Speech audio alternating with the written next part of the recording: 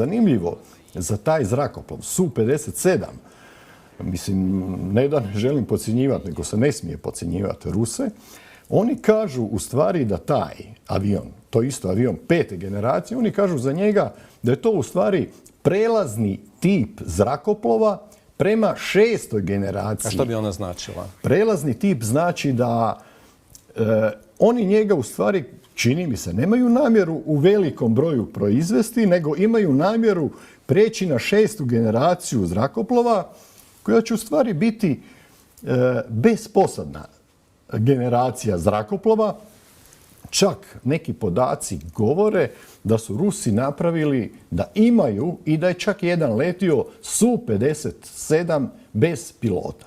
Dakle, 6. generacija zrakoplova su zrakoplovi nevidljivi bez pilota. S tim što taj Su-57 kojeg su oni napravili, koji je u upotrebi, on vam leti.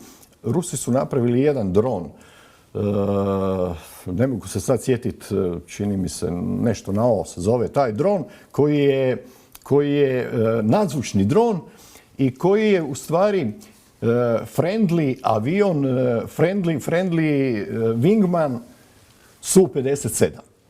Tako da šalje podatke Su-57, Su-57 u stvari obrađuje te podatke i sad ko će tu djelovati, to je relativno. To je